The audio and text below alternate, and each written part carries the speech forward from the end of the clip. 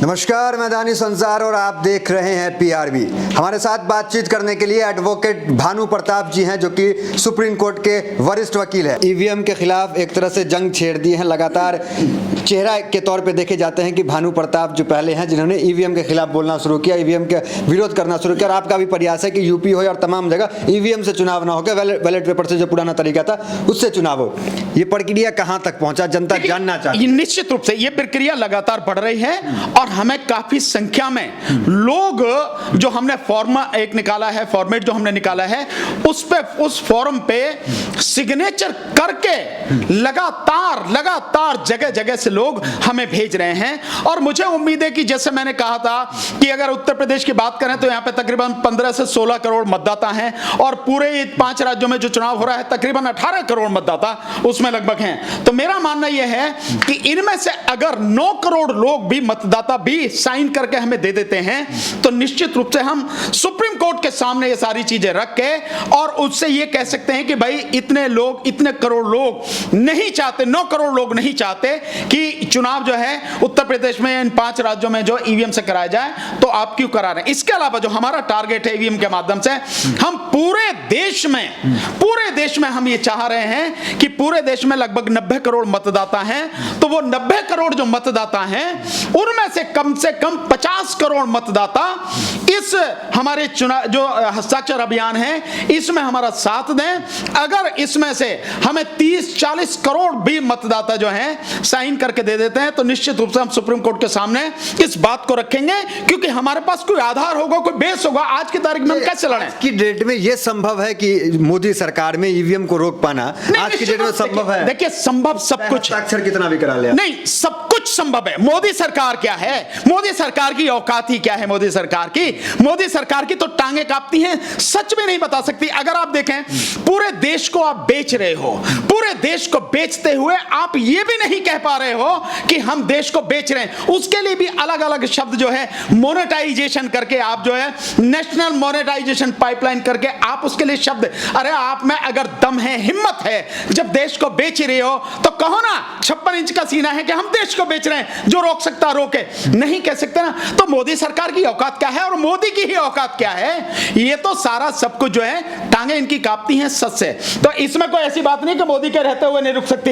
निश्चित रूप से मोदी के रहते हुए ही रुकेगा ये, इसमें कोई शक वाली बात नहीं है। आप देखें, मैं आपको दिखाता हूं, ये देखिए, ये जो फॉर्म है, ये फॉर्म देख रहे हैं, इस तरह से ये फॉर्म भर के लोग हमें भेज रहे हैं। ये आप देखें, ये फॉर्म, ये देखें, ये सारे फॉर्म जो है इस तरह से लगातार फॉर्म हमें जो है, लगातार फॉर्म आप बिल्कुल सारे हस्ताक्षर हैं। देखिए, नाम है, लोगों के फोन नंबर हैं, या जिस लोकसभा से हैं वो है, जिस राज्य से हैं वो है, और यहाँ पे उनका अंगूठा निशानी या हस्ताक्षर का, ये देखें, सब कुछ आपके सामने है, ये लगातार आ रहे हैं। ये देखें, इस तरह से ये तो सीधे सीधे हमें दे दिए गए हैं। इसके अलावा जो हमारे उस पर सोशल मीडिया पर आ रहे हैं, हमारे उन पे आप देखिए, ये सारे लगातार लोग हमें साइन करके ये दे रहे हैं। ऐसा नहीं है, हम कोई ऐसी गलत बात नहीं कर रहे हैं, हम देश को बचाने की कोशिश कर रहे हैं। और हमारा सिंपल सा कहना यह है कि लोग, आप ये देखें, ये जो इस तरह से आप देखिए साहब, लोग मतलब किस तरह से हमारा सहयोग दे रहे हैं। तो हम ये चाह रहे हैं कि देश बचे, देश में जो भी प्रक्रिया है वो साफ सुथरी हो, लोकतंत्र की प्रक्रिया है। तो अगर मोदी जी के पास में 60% वोट है तो ले लो ना,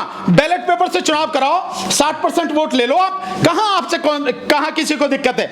ये सारे के सारे चीजें आपको नजर आ रही है। मतलब ये है नहीं है, आप जो मैं कह रहा हूं, बढ़ता भी जा रहा है क्या? नहीं, निश्चित रूप से कारवा लगातार बढ़ रहा है। और आप, जब मैं आपको दावे के साथ कहता हूं, जिस समय आप चलेंगे ना पंजाब में मेरे साथ में, गांव से हजारों की संख्या में ये जो सिग्नेचर करके वो देंगे।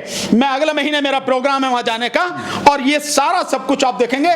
मैं दावे के साथ कह सकता हूं कम से कम 1 करोड़ की संख्या, 1 करोड़ वोटर साइन करके अकेले पंजाब से देगा। ये स्थिति है, ऐसा नहीं है। तो हम ये जानते हैं, सारी चीजें आपको मैं लगातार ये दिखा रहा हूं, आप देखेंगे। आप कोई जो भी बात हम कर रहे हैं, हवा में कुछ नहीं है, सब कुछ। ईवीएम पे सिर्फ आपको शक है या जनता भी अब शक कर रही है? नहीं, देखिए, जनता को शक नहीं होता तो ये कैसे देती है? आप बताइए। अगर मेरी ही बात थी, मैं कोई भी इलॉजिकल बात नहीं कहता, तथ्यों से परे कोई बात नहीं कहता, मैं सच कहता हूं और सबूतों के साथ कहता हूं, कानूनी प्रक्रिया के तहत कहता हूं, और पूरे जो तथ्य हैं उनके आधार पर मैं कहता हूं। अगर ये लोगों को विश्वास नहीं होता, लोग कैसे दे देते इन्हें भर के? आप देख रहे हैं ना, मैं ये आप तो सुप्रीम कोर्ट के वकील हैं, फिर आप पे कहीं आरोप न लग जाए कि आप गुमराह कर रहे हैं लोगों के बीच? नहीं, अगर कोई आरोप लगाता है तो वो लगाए आरोप, मैं सिद्ध करके बताऊंगा कि मैं आरोप नहीं लगा रहा, मैं तो सच कर रहा हूं। मैं तो सुप्रीम कोर्ट का जो जजमेंट है उसको कोट करके कह रहा हूं, जो 8 अक्टूबर 2013 को सुप्रीम कोर्ट ने सुब्रमण्यम स्वामी बनाम इलेक्शन कमीशन ऑफ इंडिया वाले केस में जो जजमेंट दिया है, उसके पैरा 27 में सुप्रीम कोर्ट खुद इस बात को मानता है कि ईवीएम से free, fair and transparent election नहीं हो सकता। बस इतना ही किया, सुप्रीम कोर्ट को वहीं ईवीएम को खत्म कर देना चाहिए था, लेकिन उसने खत्म करने के बजाय वीवीपैट को साथ में जोड़ दिया। संतुष्ट क्यों नहीं हुए आप? नहीं, मैं संतुष्ट कैसे होऊंगा भाई? जब एक देखिए, दो चीजें हैं, दो मशीनें, आप ये मानिए कि ये मशीनें इलेक्शन में दो मशीनें इस्तेमाल हो रही हैं, एक ईवीएम, एक वीवीपैट। तो ये जो दो मशीनें, ईवीएम को सुप्रीम कोर्ट भी कह रही है कि इससे फ्री एंड फेयर इलेक्शन नहीं हो रहा, साथ में वीवीपैट जोड़ दी। होना ये चाहिए था कि सुप्रीम कोर्ट को इसी मशीन को हटा देना चाहिए था और बैलेट पेपर से चुनाव कराने चाहिए थे। आपने इस मशीन को, ये मशीन गलत है, आज भी सुप्रीम कोर्ट भी इस बात को कह रही है, इसको ठीक करने के लिए दूसरी मशीन जोड़ दी। और हमने बार बार डेमोन्स्ट्रेशन करके दिखाया है, न केवल ईवीएम गड़बड़ है, वीवीपैट भी गड़बड़ है। हमने बाकायदा दिखाया डेमोन्स्ट्रेशन करके, आप देखेंगे 4-5 बार हमने प्रदर्शन किया जंतर मंतर पर।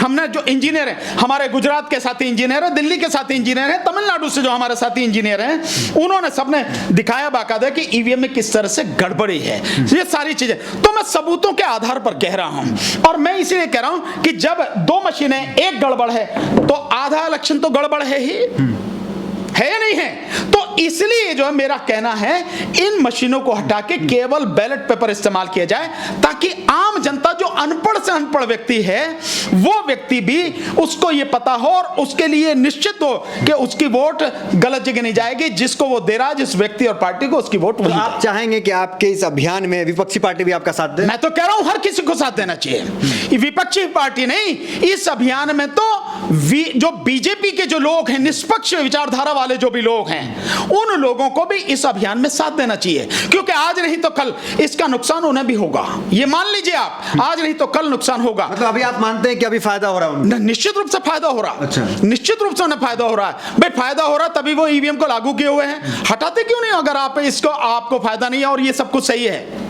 और मैं तो सबूतों के साथ सारी बात कर रहा हूं। तो विरोध आपका जारी रहेगा? 100%, और ये तब तक जारी रहेगा विरोध हमारा, विरोध ही नहीं, लड़ाई हमारी जारी रहेगी जब तक हम ईवीएम को हटा नहीं देंगे, खत्म नहीं करवा लेंगे, तब तक जारी रहेगी। लेकिन यूपी में लगता है कि उनके अनुसार, उनके डाटा के अनुसार यूपी में सब कुछ नंबर 1 रहा। अमित शाह तारीफ करते हैं कि कोरोना काल में योगी जी ने बहुत अच्छा काम किया, जल्दी से निपट गए। तो फिर कोई है, मतलब एक कहावत है, सीधी नहीं पर फिर भी इस पे फिट बैठेगी इस समय, जो बीजेपी वाले करते हैं कि तू चाहे कुछ भी करता रहे, मैं तेरी प्रशंसा करूंगा।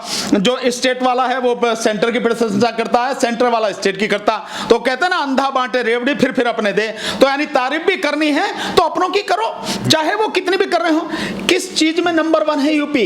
यूपी ना शिक्षा में नंबर 1 है, यूपी न रोजगार में नंबर 1 है, यूपी न उद्योग में नंबर 1 है। सड़कों की हालत आपसे किसी से छुपी नहीं है, गुंडागर्दी में यूपी जो है नंबर 1 है। और अगर जो वो भी उस स्थिति में है जब एफआईआर नहीं होती हैं, झूठे मुकदमे कर दिए जाते हैं बेगुनाह लोगों पर। अगर जिन लोगों पर अपराध हो रहा है, ईमानदारी से अगर वो सारा अपराध दर्ज हो जाए, उस पर केस दर्ज हो जाए, एफआईआर हो जाए, तो मैं कहता हूं आज की तारीख में जितनी स्थिति है, इससे 10 नहीं कम से कम 50 गुना यूपी अपराध में आगे चला जाएगा। पर आप देख रहे हैं कहीं एफआईआर ही नहीं होती। जो कमजोर लोग हैं, जो गरीब लोग हैं, उनकी एफआईआर नहीं होती। ये जो सारा सब कुछ है सबके सामने है। इनकाउंटर स्पेशलिस्ट सरकार मानी जाती है, ठोक दो नीति की सरकार है भाई। वो तो सुप्रीम कोर्ट कह रही है। जब सुप्रीम कोर्ट के retired justice Madan B Lokur साहब कह रहे हैं कि 119 फर्जी एनकाउंटर किए गए और उनके जो, और वो भी जो ठोको नीति के तहत किए गए, तो मैं समझता हूं जो शब्द आप बोल रहे हैं ठोको नीति, सुप्रीम कोर्ट के जज कह रहे हैं, इसको और क्या कहेंगे। और मदन बी लोकुर बहुत ईमानदार, बहुत इंटेलिजेंट, बहुत अच्छे जज हैं, जो देश के लिए जो कर सकते हैं उसके लिए अपने दायरे में उन्होंने पूरी कोशिश की। ऐसे जज हैं, जब वो ये कह रहे हैं तो आपके जो शब्द हैं, मैं समझता हूं आप उसी का विस्तार कर रहे हैं, उसी को आप बढ़ा रहे हैं। ये ठोको नीति।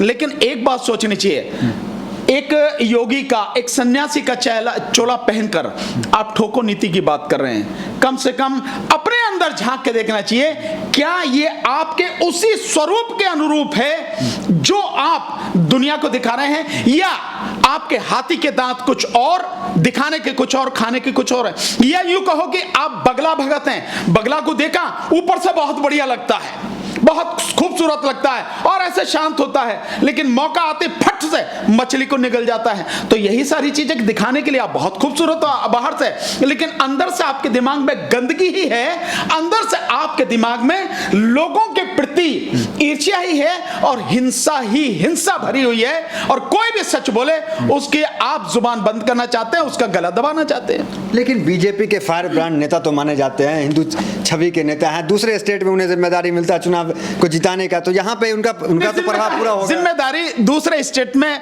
उसके लिए नहीं मिलता, जिताने के लिए जिम्मेदारी मिलता है कि मोदी के बाद में या अमित शाह के बाद में एक ऐसा नेता या उनके रहते हुए एक ऐसा नेता राष्ट्रीय स्तर पर स्थापित कर दिया जाए आरएसएस के माध्यम से, जो उसकी अपनी नीतियों के अनुकूल हो, उसकी विचारधारा को पोषित करता हो, उसको जो है बढ़ावा देता हो। इसलिए योगी को जगह जगह जो है वो किया जाता है। आपने कितनी मीटिंग देखी होंगी, चाहे वो पश्चिम बंगाल में रही हो, चाहे बिहार में रही हो, या कहीं भी रही हो, योगी की मीटिंगों में सीटें खाली पड़ी होती है, कुछ भी नहीं होता है। आप ही लोगों की मैं उसमें हम लोग न्यूज चैनल्स पे हम लोग देखते हैं, आप ही लोग दिखाते हैं जाके। तो ये सब सिर्फ एक सोची समझी रणनीति के तहत राष्ट्रीय स्तर पर एक नेता को स्थापित करने की प्रक्रिया है आरएसएस की, और कुछ भी नहीं है कि ये जाएंगे मोदी और अमित शाह जाएंगे तो इनके बाद कौन व्यक्ति होना चाहिए। तो ये भानु प्रताप जी थे, सुप्रीम कोर्ट के वकील है, जितनी भी बात बोले बड़ी बेबाक बोले, सुप्रीम कोर्ट के वकील है, नाप तौल के भी बोले। तो फिलहाल इस वीडियो में इतना ही, मिलता है अगले वीडियोस में, बने रहिए हमारे साथ, धन्यवाद।